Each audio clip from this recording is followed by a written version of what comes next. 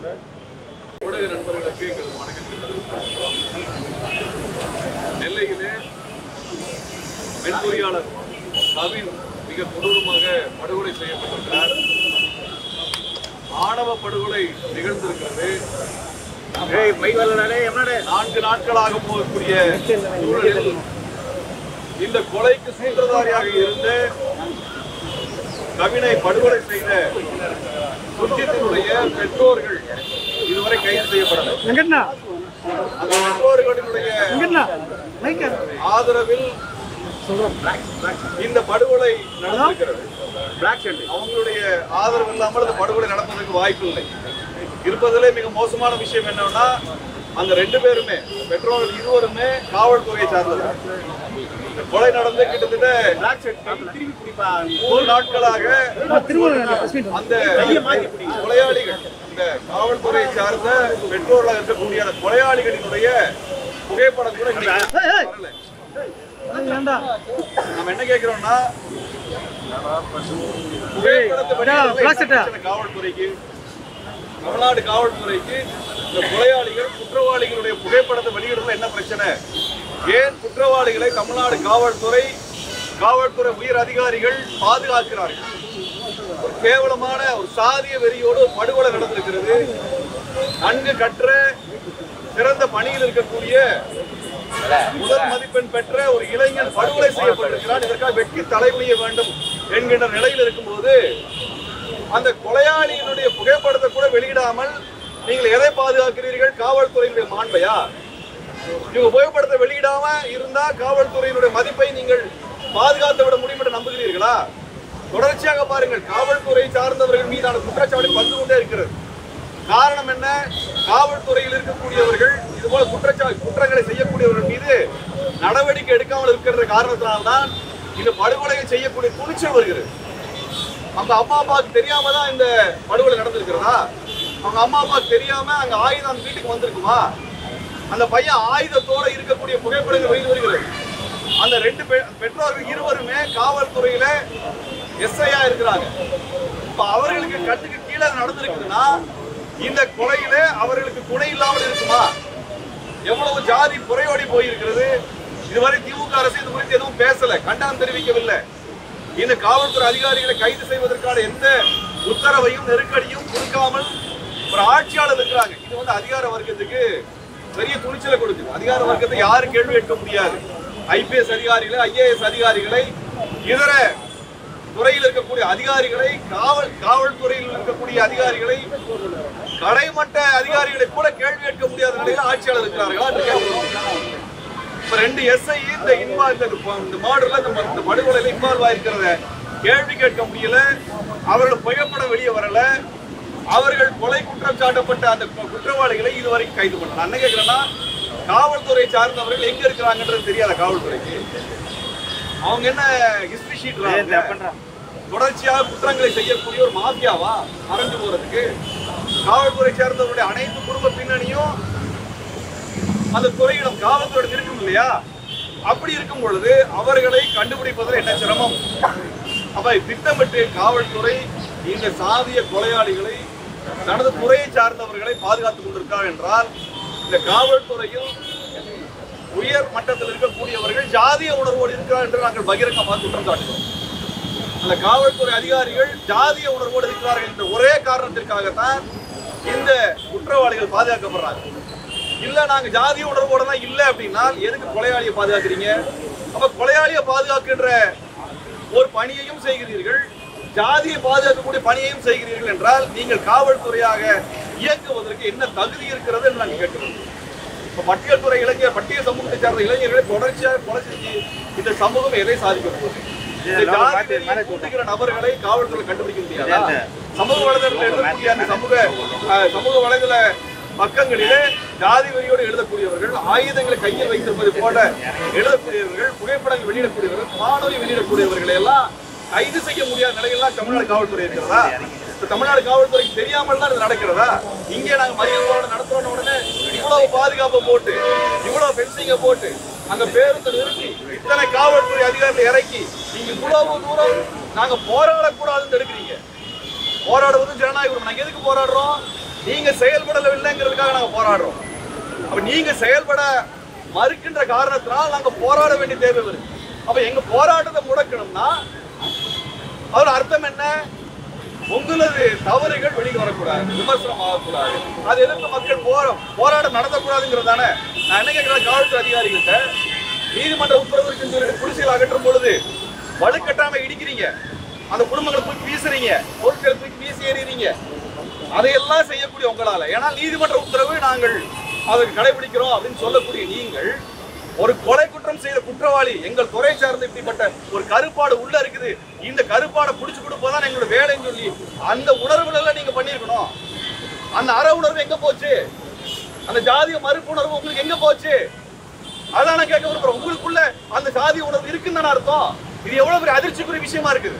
உங்களை நாங்கள் பாதுகாப்பு காவலராக எங்களை பாதுகாக்கக்கூடிய நாங்க பார்த்தா நீங்க இவ்வளவு ஜாதிய வன்மத்தோடு இயங்கி இருக்கிறீர்கள் என்பது அம்பலமாக இருக்கிறது.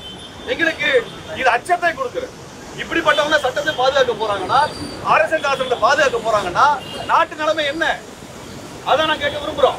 அப்ப இந்த அதிகாரிகளை ஆட்சியாளர் கேள்வி கேட்க மாட்டாங்களா? திமுக அரசு கேள்வி கேட்காதா? திமுக மாவட்ட செயலாளர்கள் பாதிக்கப்பட்ட குடும்பத்தை பார்க்க மாட்டார்களா? அந்த அமைச்சர்கள் பேச மாட்டார்களா? ஒரு பதிவு வர மாட்டேங்குது. அப்புறம் எப்படி சமூக நீதி இருக்கும்? நீங்க கல்வி கற்றால் ஜாதியிலிருந்து வெளியில் வந்து விடலாம், பாதுகாப்பாக வாழ்ந்து விடலாம் என்று நான் நம்பிக்கொண்டிருக்கக்கூடிய நிலையில கல்வியில உயர்ந்த நிலையில் இருந்த இந்த இளைஞன் படுகொலை செய்யப்பட்டிருக்கிறார். இது அவமானமா இல்லையா? எல்லாருக்கும் ஒரு படித்த சமூகம், கல்வியில உயர்ந்த ஒரு மாநிலம், இந்தியாவில் முதலிடத்தில் இருக்கக்கூடிய மாநிலம் என்று நம்ம பெருமை பேசுகின்றோம். பொருளாதாரத்தை வளர்ந்த மாநிலம் என்று பெருமை பேசுகிறோம். அப்ப இங்க ஜாதிய கொலை நடந்தா எல்லாரும் ஒருமித்த குரல்ல அந்த கொலைகாரனை பிடிச்சிருக்கோமா இல்லையா? கொலைகாரனை வெளியில கொண்டு வந்திருக்கோமா இல்லையா? அதுக்கு பின்னாலே எப்படி வெளியே வந்திருக்கோமா இல்லையா? நாங்க என்ன சொல்லுகிறோம், இங்க நாங்க போராட்டம் நடத்துறதுடைய நோக்கம் ஒன்றுதான். இந்த காவல்துறையிலும் அதிகார வர்க்கத்திலும் ஆட்சியாளர்களிடத்திலும் ஜாதிய உணர்வு இருக்கிறது. அதனாலதான் பாதுகாக்கிறாங்க. சட்டம் உங்க கையில கொடுத்திருக்காங்க, காக்கக்கூடிய கடமையை உங்க கையில கொடுத்திருக்காங்க. ஆனால் நீங்க காக்க மறுக்கிறீர்கள், ஜாதி உணர்வோடு இருக்கிறீங்க. இப்படி இருக்கும் பொழுது எப்படி நீதி கிடைக்கும்? நீதிமன்றம் தலையிட மாட்டேங்குது. இந்த செய்தி நீதிமன்றம் தெரியாதா? எத்தனையோ சுவமோட கேஸ் எடுக்கிறீங்க. படிச்ச இளைஞன் பட்ட பகல்ல படுகொலை செய்யப்படுகின்றான். எதுக்கு? தான் விரும்பிய பெண்ணை திருமணம் செய்யறது தப்பா? தவறாது. அது என்ன வகையில அரசியல் சாசனத்தில் மறுக்கப்பட்டது? அது சட்டவிரோதமா? காதல் செய்வது சட்ட விரோதமா? அது திருமணம் செய்வது அரசியல் சாசன விரோதமா? அல்லது மாநில குல விரோதமா? என்னன்னு ஏதாவது சொல்லுங்க. நீதிமன்றம் அமைதி காக்குது, காவல்துறை அமைதி காக்குது, ஆட்சியாளர் அமைதி காக்கிறார்கள், அமைச்சர்கள் அமைதி காக்கிறார்கள். ஒன்னவன் இந்து, செத்தவன் இந்து. இந்து முன்னாடி எங்க போச்சு? பிஜேபிக்காரர் எங்க போனாங்க? அண்ணாமலை எங்க போனாங்க? நைனா நாகேந்திரோட ஊர்ல நடந்திருக்கிறது, அவருடைய மாவட்டத்தில் நடந்திருக்கிறது. பக்கத்தில் இருக்கக்கூடிய மாவட்டங்கள் எல்லாம் நீங்க இந்து மத உணர்வு வளர்க்குறீங்கல்ல, செத்தவனை இந்துதான், கொண்டவனை இந்துதான். எங்கப்பா போச்சு அவனுடைய இந்து தர்மம்? இந்து தர்மம் என்ன? ஒரு இந்து பெண்ணை ஒரு இந்து பையன் கல்யாணம் பண்றது தப்பா? சொல்லு. இந்து மதத்தில் சொல்லி இருக்கா? சொல்லு. உன்னுடைய பகவத்கீதையில சொல்லி இருக்கா? சொல்லி இருக்குங்கிறதால கொலை பண்றாங்க. அப்ப இந்து மதத்தினுடைய நிலை என்னன்னு கேட்க விரும்புறோம். அப்ப இன்னைக்கு நீங்க அஜித் குமார் கொலைக்குள்ள எங்க போன எல்லாம் வாய்க்கிலே கேட்டீங்களா? பிஜேபி காரங்க எல்லாம் இப்ப எங்கப்பா போனீங்க? நீங்க எல்லாம் எங்க? உங்களோட தலைவர் எங்க? வீரவசனம் பேசக்கூடிய அண்ணாமலை எங்க? சமூக நீதி பேசக்கூடிய அண்ணாமலை எங்க? நரேந்திரனா தேவேந்திரனா அந்த வசனம் பேசின மோடி கட்சி எங்க போச்சு? வா வந்து நில்லு, இன்னைக்கு வந்து பேசு. ஏன் பயமா இருக்கா? மத்த ஜாதிகார ஓட்டு போட மாட்டேன் பயமா இருக்கா? அப்ப ஜாதி ஓட்டு தான் வேணும் உனக்கு. அப்ப இந்த மக்கள், இந்த இளைஞர்கள் ஒன்றை புரிந்து கொள்ள வேண்டும். இதற்கு பின்னாடியும் இதற்கு எதிராக நம்ம போராடலைன்னா நம்மளை யார் வேணா கொலை செய்யப்படலாம். இன்றைக்கு அந்த இளைஞருடைய வீடியோ எல்லாம் வெளியே வந்திருக்கிறது, கவினுடைய வீடியோ எல்லாம். வாழ்க்கை உற்சாகமாக எதிர்கொள்ளக்கூடிய ஒரு இளைஞன், ஒரு நம்பிக்கையோடு எதிர்கொள்ளக்கூடிய ஒரு இளைஞன், அவன் படுகொலை செய்யப்பட்டிருக்கிறார். இதுக்கு ஒட்டுமொத்த தமிழ்நாடும் அதிகார வர்க்கமும் ஆட்சியாளர்களும் கடந்த கால ஆட்சியாளர்களும் அமைதி காக்கிறார் என்றால் அது ஆபத்தானது, ஜாதியத்தை ஊக்குவிக்கக்கூடியதாக இந்த மௌனம் இருக்கிறது. இந்த மௌனத்தை உடைக்க வேண்டும் என்பதற்காக நாங்கள் இங்கே மறியல் போராட்டத்துக்கு வந்திருக்கிறோம். எங்களது கோரிக்கை, தமிழ்நாடு அரசு, திமுக அரசு இது போன்ற ஆணவ படுகொலை செய்யக்கூடியவர்களுடைய சொத்துக்களை பறிமுதல் செய்து அதற்கென்று சிறப்பு சட்டத்தை நிறைவேற்றி அவர்களுக்கு கடுமையான தண்டனையை கொடுக்கக்கூடிய வகையில எங்களது குடும்பமே செய்யுது. அது காவல்துறை இருக்கிறவங்க செஞ்சுறாங்க. காவல்துறை என்ன விதமான கல்வி இருக்கிறது, என்ன விதமான பயிற்சி இருக்கிறது? டிஎன்பிஎஸ்சில எக்ஸாம் எழுதிட்டா போதுமா? காவல்துறை உயரம் தாண்டுதல், நீளம் தாண்டுதல் இதை செஞ்சா போதுமா? அது இருந்தா நீங்க வந்து காவல்துறை அதிகாரி ஆயிடலாமா? அரசியல் சாசனத்துக்கு என்ன சொல்லுது? சாதியை மறுக்க சொல்றதை பத்தி எல்லாம் வகுப்பெடுக்க மாட்டாங்களாமா? வகுப்பெடுக்க மாட்டாங்க. எல்லாம் நான் காவல்துறை உயர் அதிகாரிலாம் பார்க்கும்போது என்ன பேசுறாங்க? உடல்ல நல்லா வச்சுக்குவாங்க, தன்னம்பிக்கையோட இருங்க, திருக்குறளை எல்லாம் பேசுறீங்க சார். இந்த ஜாதி நடக்குது, எங்க போனீங்க? ஜாதி மறுத்து பேசணுமா இல்லையா? காவல்துறை உயர் அதிகாரிகள் பேசுறீங்களா? ஐபிஎஸ் ஆபீசரா இருக்கிறீங்க, நீங்க பல புத்தகங்களை படிக்கிறீங்க, சர்வதேச மட்டத்துக்கு போறீங்க, பயிற்சி எடுக்கிறீங்க. ஜாதிக்கு எதிராக இந்த துறையை சார்ந்தவர் இருந்தால் அந்த கருப்பாடுகளை களைவது காவல்துறை அதிகாரிகள் பொறுப்பா இல்லையா? நாங்க இன்னைக்கு வீதியில வந்து போராடக்கூடிய நிலைமை உருவாக்கியது தமிழ்நாடு காவல்துறையும், தமிழ்நாடு அரசும், தமிழ்நாடு அதிகார வர்க்கமும், நீங்க இருக்கிற பெரிய கட்சிகளும் சேர்ந்துதான் எல்லாரும் சேர்த்தா நாங்கள் குற்றம் காட்டுகிறோம். ஆக எங்களுடைய கோரிக்கை உடனடியாக அந்த பெற்றோர்கள் வன்கொடுமை தடுப்பு சட்டம் போட்டிருக்கே உடனே கைது செய்யப்பட வேண்டும், பணியிடம் நீக்கப்படணும். அது மட்டும் இல்ல, அவர்கள் தங்கள் தொலைபேசிகளிலும் இதர வழிகளிலும் பிற அதிகாரிகளை தொடர்பு கொண்டிருப்பாங்க. இது சதி திட்டம் அவங்க வீட்டில் திட்டமிடப்பட்டு தான் நடந்திருக்கு, எதேச்சியா நடக்கல. திட்டமிடப்பட்டு நடத்தப்பட்ட படுகொலையில யாரெல்லாம் அதிகார மட்டத்தில் இன்வால்வ் ஆயிருக்கிறாங்க அவர்கள் மீது நடவடிக்கை வேணும். இதுவரை கைது செய்யாத அந்த திருநெல்வேலி அல்லது தூத்துக்குடி மாவட்டத்தினுடைய பொறுப்பு அதிகாரிகள் இடைநீக்கம் செய்யப்பட வேண்டும். ஏன்னா அவங்க தகுதி கிடையாதுங்க. அவங்களுக்கு அந்த இந்த அரசியல் சாசனத்தை பாதுகாப்பதற்கு எந்த தகுதியும் அவங்களுக்கு கிடையாது. கொலை நடந்து 3 நாளா பார்த்துருக்கோம். நான் 3 நாள் கழிச்சுதான் 4வது நாள் போராட்டத்துக்கு வரோம். இது வரைக்கும் உங்களால பண்ண முடியலன்னா நீங்க எதுக்கு சார் இருக்கிறீங்க? எதுக்கு மிடுக்கா இருந்தா போதுமா உங்களுக்கு? அப்ப நாங்க உங்களை நம்பி தானே இந்த சமூகத்துல வாழ்றோம். 10 மணிக்கு மேல டீ கடை திறக்க கூடாது, 10 மணிக்கு மேல ரோட்ல போக கூடாது, கைடு கட்டி இருக்க கூடாது, முடி வெட்டினா என்னன்னு கேள்வி கேட்பீங்க, காதுல கடுக்கல் போடுற பசங்களை பார்த்தா என்னன்னு கேள்வி கேட்பீங்க, 1000 கேள்வி கேட்கறீங்களே. 10 மணிக்கு மேல டீ விட்டாலே நாட்டுல ஏதோ கலவரம் வந்துன்ற அளவுக்கு பேசுறீங்களே. இந்த கொலைக்கு யார் பொறுப்பு? யார் பொறுப்பு? நீங்க தான் பொறுப்பு. உங்க துறையில உழவு பார்க்க முடியல என்ன இருக்குது? உழவுத்துறை எங்கடா உழவு பார்க்குது? எங்க போறான், எங்க வர்றான், என்ன சட்டை போடுறான், என்ன கடையில சாப்பிடுறான், எந்த கல்யாணத்துக்கு போறான், எந்த கருவாதிக்கு போறான், எந்த போராட்டத்துக்கு போறான், என்ன சட்டை போடுறான், பேண்ட் போறான்னு எல்லாத்தையும் பார்க்கக்கூடிய காவல்துறை தனது துறைக்குள் உழவு பார்க்க முடியாதா? யார் ஜாதி வெறியோட இருக்கான்னு பார்க்க தெரியாதா? எவன் மத வெறியோட இருக்கான்னு பார்க்க தெரியாதா? அப்ப இதெல்லாம் திட்டமிட்டு தான் நடக்குது. அப்ப உங்க காவல்துறை மீது எங்களுக்கு நம்பிக்கை கிடையாது, நம்பிக்கை அறவே போயிருக்கிறது. ஏனால் நீங்கள் அரசியல் சாசன பயிற்சி உங்களுக்கு கிடையாது. இந்த சமூகம் ஜாதியா இருக்குது என்பதை பற்றி எந்த புரிதலும் உங்களுக்கு கிடையாது. அதனால நீங்க ஜாதியை பாதுகாத்திருக்கிறீங்க. அதனால ஜாதியை உங்களுக்கு சம்பளம் கொடுக்கறது இல்ல, எல்லா ஜாதி மக்களுடைய வரியும் இருக்கிறது.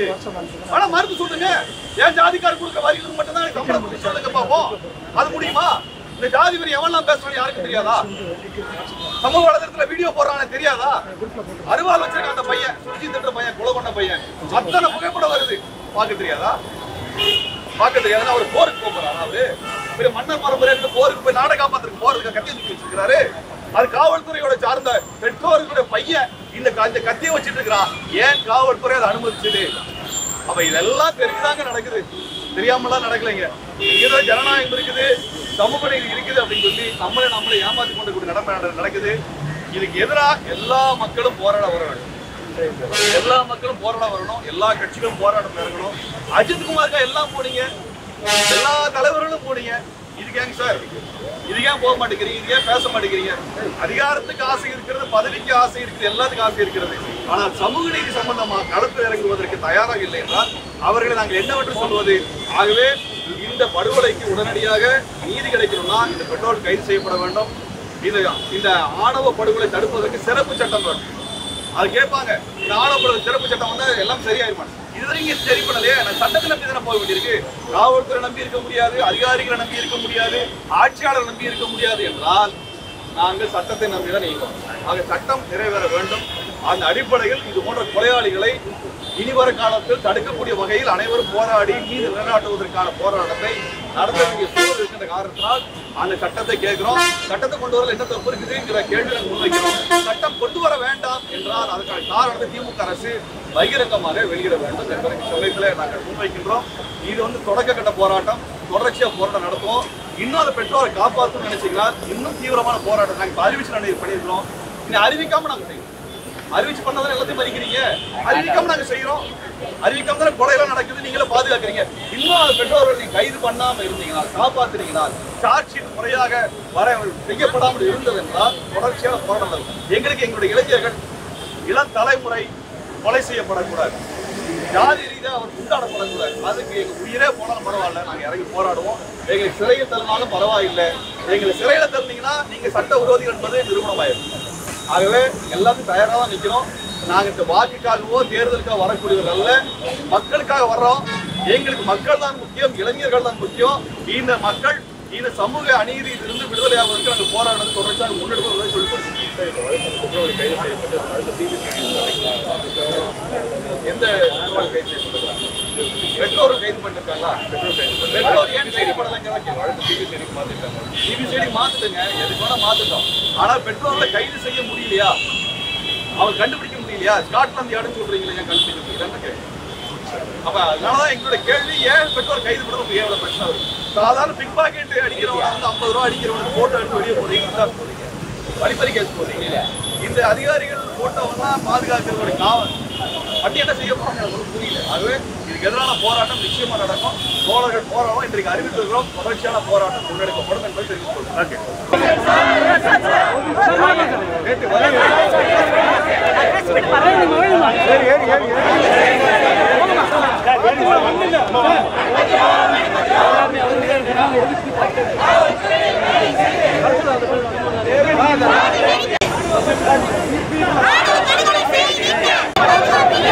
நாட்டில் பாதுகாப்பில்லை, அளித்தவர்களுக்கு பாதுகாப்பில்லை.